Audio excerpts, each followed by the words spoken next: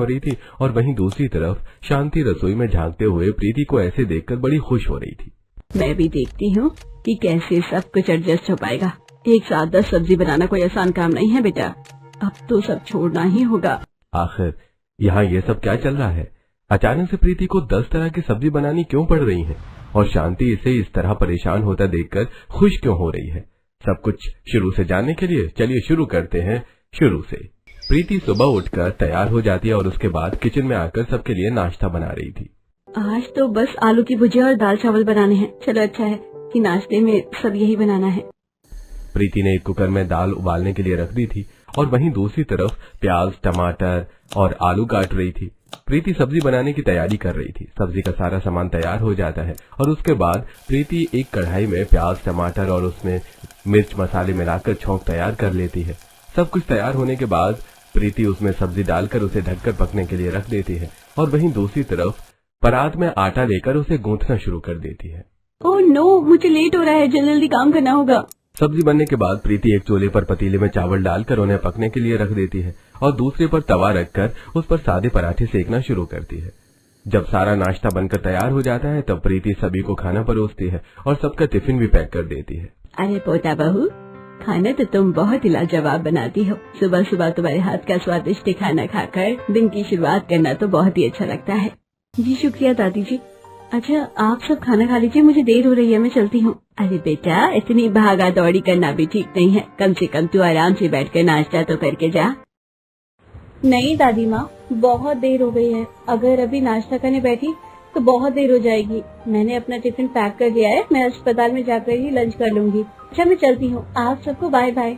चलो भाभी, मैं भी आपके साथ चलती हूँ, मेरा भी नाश्ता हो गया है। उसके बाद प्रीति और रिया दोनों रोहन के साथ उसकी गाड़ी में बैठकर वहाँ से चले जाते हैं। देखो तो जरा, नाश्ता करने की भी फुर्सत नहीं है, भला इतना भी क्या जरूरी है? यहाँ किसी चीज की कमी थोड़ी है, फिर भी नौकरी करनी है और परेशान भी होना है। अरे इसमें परेशानी वाली बात क्या है? बहू कुछ करना चाहती है तो उसमें गलत ही क्या है? कितनी तो मेहनत करती है बहू, नौकरी और घर दोनों ही अच्छे से संभाल रही है। वहीं दूसरी तरफ प्रीति अपने हॉस्पिटल के बाहर पहुंच जाती है। जब तुम्हारी छुट्टी हो जाए तो मुझे कॉल कर देना। ठीक है, अब आप आराम से जाइए। प्रीति को ड्रॉप करने के बाद रोहन अपनी गाड़ी से आगे चला जाता है और उसके बाद प्रीति हॉस्पिटल के अंदर जाती है और वो एक वार्ड में जाती है जहाँ पर एक बूढ़ी महिला उसका इंतजार कर रही थी।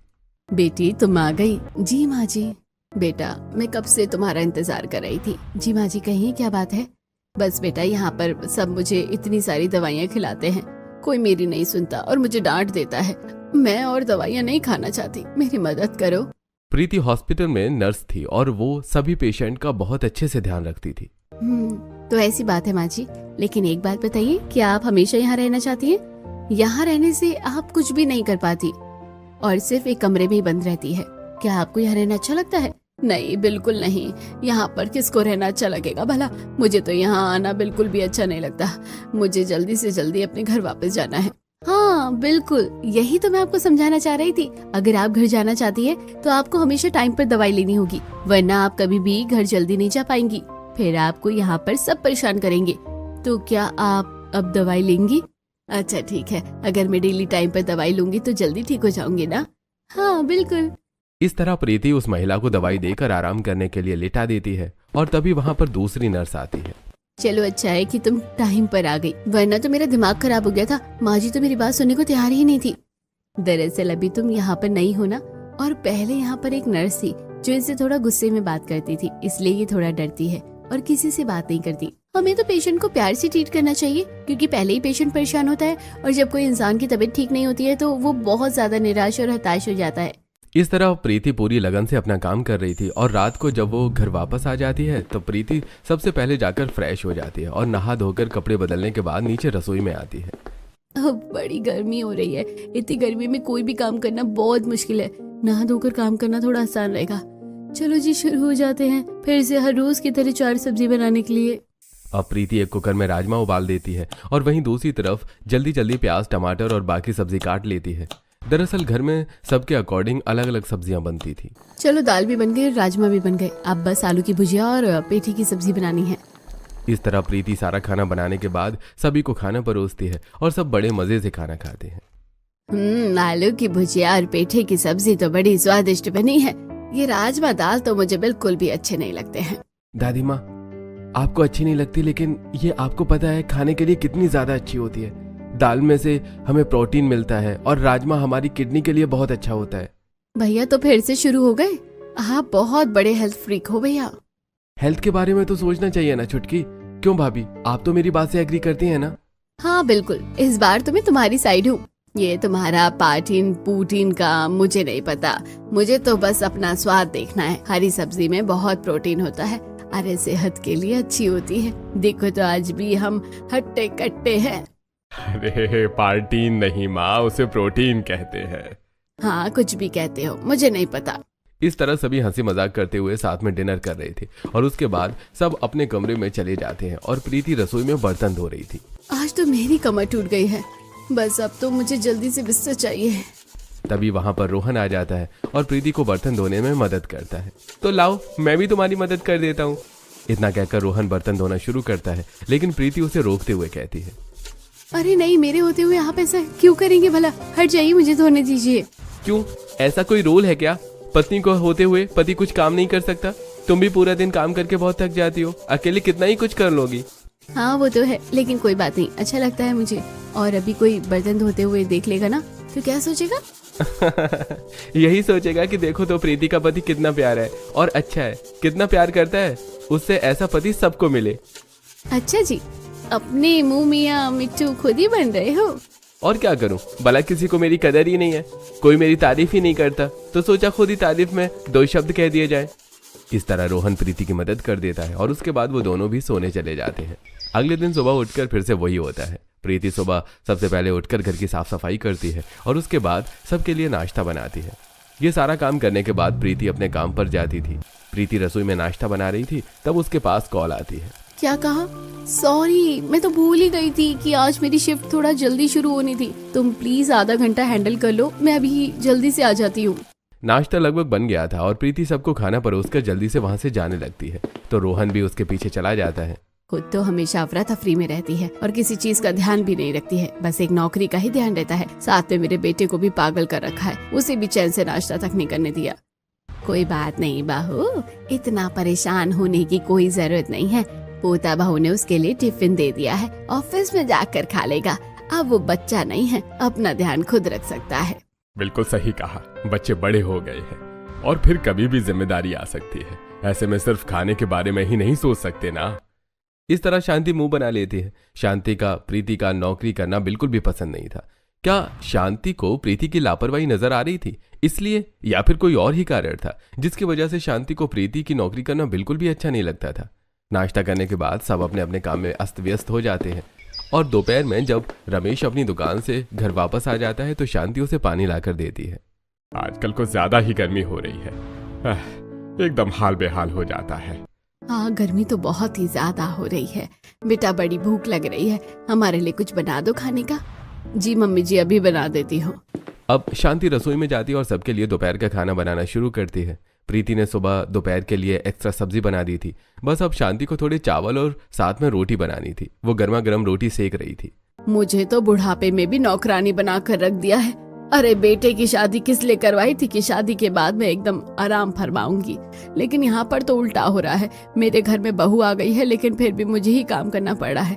ऐसा थोड़ी होता है, ये तो खुलेआम चीटिंग हो रही है। मैंने अपने समय में अपनी सास से कोई काम नहीं करवाया और मेरी बहू को देखो, उसके आने के बाद भी मुझे काम करना पड़ रहा है। तो क्या फायदा हुआ इतनी जवानी में मेरा सास बनने का? सरासर सास समाज की बेइज्जती हो रही है।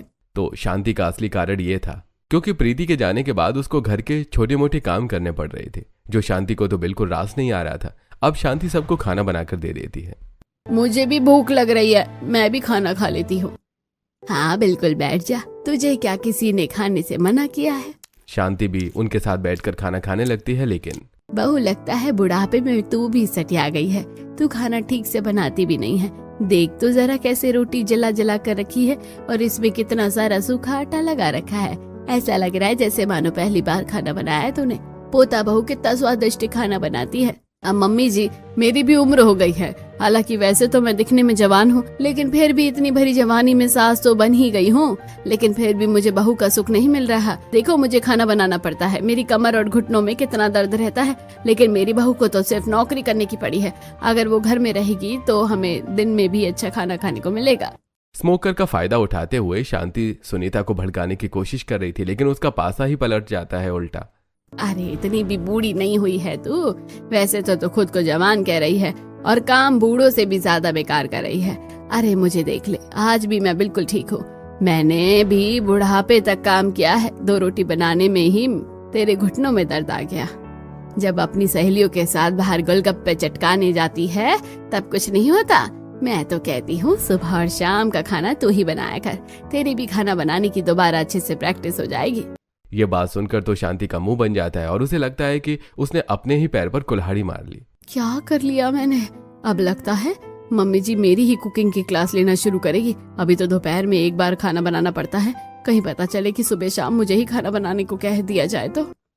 अब सुनीता को भड़काने की तो ट्रिक शांति की फेल हो चुकी थी। रात को फिर से प्रीति थकी हुई आती है और उस सबके लिए खाना बनाती है। प्रीति का रूटीन कुछ ऐसा ही हो गया था। सुबह उठकर घर का काम करती, नाश्ता बनाती, फिर हॉस्पिटल जाकर अपनी जॉब करती और रात को फिर से वही काम करती। उसके लिए तो सब बहुत हेक्टिक हो रहा था संडे वाले दिन। तो बताइए आज मैं आप सबके लिए क्या बनाऊं? आज आप जो भी खाना पसंद करेंगे मैं वही बना दूंगी। तो बेटा शुरू हो जाओ। आज घर पर मेरी को सहेलियां आ रही है तो तुम्हें 10 तरह की सब्जी बनानी है उनके लिए। क्या कहा? 10 तरह की सब्जी बनानी है मम्मी जी? हाँ बेटा, अब तुमने ही तो कहा था कि बताओ क्या बनाना है, तो मैंने बता दिया। तुम परेशान क्यों हो रही हो अब? नहीं मम्मी जी, कोई परेशानी वाली बात नहीं है। आप मुझे बता दीजिए, मैं बना दूंगी। अब पता चलेगा परेशान होने वाली बात है या नहीं। शांति ने प्रीति को परेशान करने के लिए ही ऐसा किया था। शांति तो प्रीति को सारी लिस्ट बता देती है और अब प्रीति रसोई में जाकर खाना बनाने की तैयारी कर रही थी। प्रीति 10 अलग तरह की सब्जी काट रही थी और उसके साथ प्याज और टमाटर मिर्च भी काट रही थी। हे भगवान, इतनी सारी सब्जी काटने में ही मुझे 10 घंटे लग जाएंगे। सब्जी काटने का काम तो मुझे बिल्कुल पसंद नहीं है। इसी को करने में सबसे ज्यादा टाइम लगता है। मुझे तो आज घर के और भी काम खत्म करने थे, लेकिन लग रहा है कि आज 10 तरह की सब्जी बनाने में ही पूरा दिन निकल जाएगा। उसके बाद प्रीति सब कुछ काट कर तैयार कर लेती है, क्योंकि अब प्रीति पहली बार 10 तरह की सब्जी एक साथ बना रही थी। इसलिए वो बारी बारी से सारी सब्जी बना रही थी। पहले वो एक कढ़ाई में एक सब्जी बनाती है और उसके बाद दूसरी। काफी देर बाद तक भी सिर्फ 5 सब्जी बनकर ही तैयार होती हैं। इस तरह तो बहुत ज्यादा टाइम लग जाएगा। क्या करूं? यहाँ पर एक गैस में 3 चूल्हे हैं, तो अलग अलग कढ़ाई पर सब्जी बना लेती हूँ। कम से कम एक साथ 3 सब्जी तो बन जाएंगी। अब उस दिन तो प्रीति ऐसा दिमाग लगाती है और तीनों गैस वाली चूल्हों को जलाकर उस पर अलग अलग कढ़ाई रखकर अलग अलग सब्जी बनाना शुरू करती है। लेकिन इन सब चीजों में भी बहुत समय लग जाता है। उसके बाद जाकर प्रीति सबके लिए साथ में रोटी और चावल बनाती है और काफी घंटे की मेहनत के बाद जाकर खाना तैयार हो जाता है। सब साथ बैठकर खाना खा रहे थे। बहू, तुमने तो सच में कमाल कर दिया। हम सबके लिए इतना सारा खाना बनाया है। जी दादी जी, घर में मेहमान भी आ रहे थे इसलिए। शांति की सिर्फ 2 सहेली आती हैं। इतना सारा खाना देखकर वो भी प्रीति की तारीफ करती हैं। तेरा सही है शांति, तेरी बहू कितनी अच्छी है। 10 तरह की सब्जी बनाकर खिला रही है तुझे। हाँ, और सारा खाना भी बहुत अच्छा बनाया है। मजा आ गया इतना अच्छा खाना खाकर। ये सब सुनकर शांति खुश हो रही थी, लेकिन अपनी बहू की तारीफ सुनकर नहीं, बल्कि अरे हम सबको तो खाना खाने में मजा आ रहा है, लेकिन जो बहू की इतनी सारी सब्जी बनाने में हालत खराब हुई है उसका तो अंदाजा ही नहीं होगा। सब खाना खाकर चले जाते हैं और उसके बाद प्रीति कपड़े धो रही थी। तब शांति कुछ और कपड़े लाकर प्रीति को दे देती है। बेटा, मेरी ये साड़ी मैली है, जरा इन्हें धो देना। जी ठीक है मम्मी जी। उसके बाद प्रीति ढेर सारे कपड़े धोना शुरू कर देती है। शांति प्रीति के लिए जानबूझकर काम बढ़ा रही थी ताकि इतना सारा काम करेगी तो आराम कब करेगी। मैं तो सोच रही हूँ सिर्फ संडे वाले दिन ही नहीं, अब हर रोज उसके लिए थोड़ा सा काम बढ़ा देती हूँ। कभी न कभी खुद ही परेशान हो जाएगी और फिर एक दिन इसे नौकरी छोड़नी ही होगी। हाँ शांति, तूने भी कितना अच्छा दिमाग लगाया है। अच्छी बात है ना, फिर तो मुझे सास की तरह आराम करने को मिल जाएगा। इस तरह शांति अपना अलग प्लान बना रही थी और पूरा दिन संडे को एक्स्ट्रा काम करने के बाद तो प्रीति बहुत ज्यादा थक गई थी। रात को कमरे में जब वो बिस्तर पर लेटी थी, मेरी कमर, हाथ पैर सब टूट गए, बहुत थक गई हूँ मैं तो। अगर तुम्हें इतना काम करने में परेशानी हो रही थी तो तुम मुझे या किसी को मदद के लिए क्यों नहीं कह देती? बिना वजह अकेले काम करने में परेशान होती रहती हो। अब काम तो करना ही होगा ना।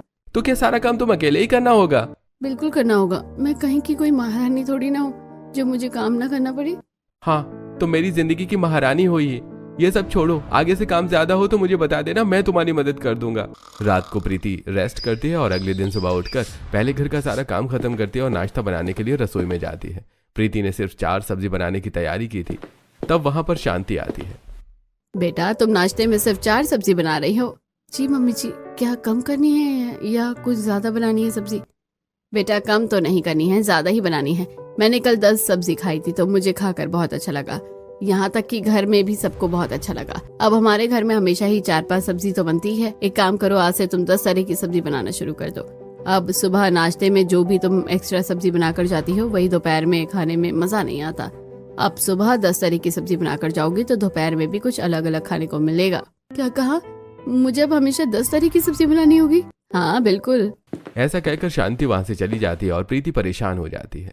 अभी तक घर में 4-5 सब्जी बन रही थी, वो क्या कम थी जो अब 10 सब्जी बननी शुरू हो जाएगी? समझ नहीं आ रहा मैं सब कुछ कैसे मैनेज कर पाऊंगी, पर कुछ तो करना ही होगा। पर मुझे सब कुछ जल्दी करना है क्योंकि फिर मुझे जाना भी है। 10 सब्जी की वजह से मैं अपना काम नहीं छोड़ सकती। उसके बाद प्रीति ढेर सारे प्याज और टमाटर काटना शुरू करती है और इतने सारे प्याज काटने पर उसकी आंखों में आंसू आ जाते हैं। इतने सारे प्याज टमाटर काटना भी कोई आसान बात नहीं है, बड़ा मुश्किल हो रहा है। इस तरह प्रीति ढेर सारे प्याज और टमाटर काट रही थी। साथ में उसने बाकी जो भी सब्जी बनानी थी उन्हें भी निकाल कर अच्छे से धोकर काटना शुरू कर दिया था। प्रीति को पहली बार 10 सब्जी बनानी पड़ रही थी और उसे एक साथ इतनी सारी सब्जी बनाने में काफी परेशानी भी हो रही थी। अभी तो सिर्फ 4 सब्जी कटी है, बाकी सब्जी भी तो काटनी बाकी है। एक तरफ प्रीति परेशान हो रही थी और वहीं दूसरी तरफ शांति रसोई में झांकते हुए प्रीति को ऐसे देखकर बड़ी खुश हो रही थी। मैं भी देखती हूँ कि कैसे सब कुछ एडजस्ट हो पाएगा। एक साथ 10 सब्जी बनाना कोई आसान काम नहीं है बेटा। अब तो सब छोड़ना ही होगा। अब देखती हूँ कैसे नौकरी कर पाएगी। शांति खुश हो जा, अब तेरे असली सास बनने के दिन नजदीक आ रहे हैं। ऐसे ही अपनी बहू को ऑर्डर देना है तुझे। ऐसा सोचकर शांति वहाँ से चली जाती है और उसके बाद प्रीति सोचती है, अगर उस दिन की तरह अलग अलग 10 तरह की सब्जी बनाऊंगी तो बहुत टाइम लग जाएगा। एक काम करती हूँ, एक आइडिया है। पहले एक बड़ी सी कढ़ाई में सभी सब्जी का छौंक तैयार कर लेती हूँ क्योंकि उसी को पकाने में ज्यादा समय लगता है। फिर अलग अलग बर्तन में 10 तरह की सब्जी डालकर पकने के लिए रख दूंगी। अब प्रीति ऐसा ही करती है। वो एक बड़ी कढ़ाई नीचे वाले कॉर्नर से निकल रही थी तो उसे एक बहुत बड़ी कढ़ाई भी नजर आती है। हे भगवान, मेरे ससुराल में इतनी बड़ी बड़ी कढ़ाई है, मुझे तो आज पता चल रहा है। प्रीति मीडियम साइज वाली कढ़ाई लेती है और उसके अंदर तेल डालकर एक साथ सारे कटे हुए प्याज डालकर उन्हें भून लेती है और उसके बाद उसमें टमाटर, मिर्च और नमक मिर्च मसाला डालने के बाद उसे अच्छे से पका लेती है। इस तरह 10 सब्जी का छौंक एक साथ तैयार हो जाता है। अब प्रीति छोटी छोटी 2 कढ़ाई लेती है और सभी में वो छौंक डाल देती है और अब इस कढ़ाई में सब्जी डालकर 2 सब्जी जल्दी ही पक जाएंगी। अब क्योंकि छौंक तैयार था तो उसका समय तो बच गया, लेकिन सब्जी पकने में तो समय लग ही रहा था। इस तरह भी 10 सब्जी बनाने में बहुत समय लग जाता है। ये ट्रिक तो काम नहीं कर रही है, इसमें तो सिर्फ छौंक बनाने का ही समय बचा है। आज तो नाश्ता बनाने में भी बहुत टाइम लग गया है, मुझे कुछ न कुछ सोचना होगा। अब उस दिन तो प्रीति जैसे तैसे करके 10 तरह की सब्जी बनाकर सभी को खाने में दे देती है, जिसे देखकर सब बहुत खुश होते हैं। वाह भाभी, आपने तो हमारे